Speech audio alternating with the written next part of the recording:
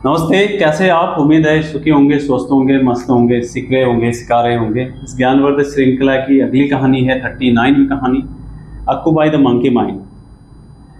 Bye nature it is distracted here and there, विषयाश्च विषम, विषयों में ही भटकता है।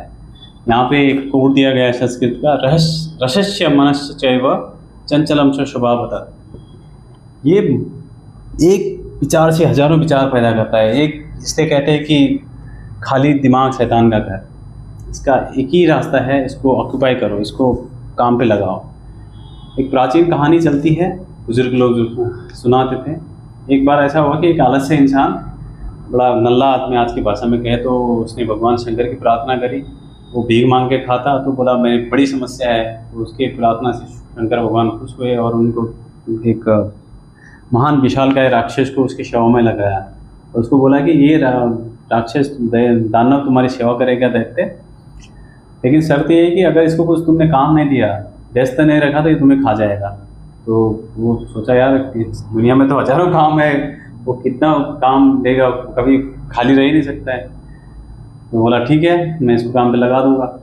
कुछ समय बाद ऐसा हुआ कि वो इंसान ने उनको, दानव को, बड़ा काम पे लगाया। बोला भाई मेरे लिए विशाल आलिशान मकान बना।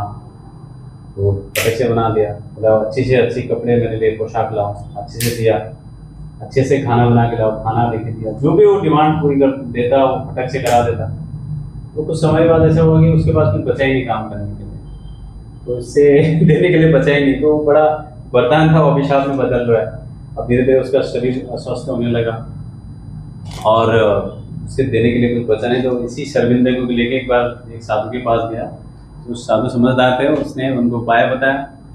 तो फिर उस उपाय को उसने दानव पे प्रयोग किया कि बोला भाई देख, एक खड्डा खुद और एक बड़ा बांबू लेके, पूरा जो आकाश तक जाता हो और नीचे पाताल तक, ऊपर से नीचे तक, ऊपर जाओ नीचे आओ, ऊपर जाओ नीचे आओ, जब तक मैं रुको नहीं बोलूँ तब तक करते रहना। ये बात तो बहुत देर तक करते रहा और वो बेचारा दानव भी थक गया और उसने अंत में हार मान लिया। बोला अब मेरे से नहीं हो सकता है। तो उसने बोला कि ठीक है, मैं आपको छोड़ता हूँ, लेकिन तुम भी अपनी शर्तें वापस दो।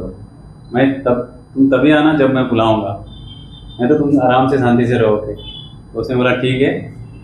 तो उसने भी अपनी शर्तें वापस ली, इसने भी उसको उस काम पे से लगाने से बचाया और दोनों शांति से रहने लगे। तो इस चंचलम जो मन का चंचल स्वभाव है, उसको एक प्रिय विषय में टिकाने से ज़्यादा उसको अच्छे काम पे लगाओ। इस कहानियों से आप क्या सीख रहे, सिखा रहे हमें आप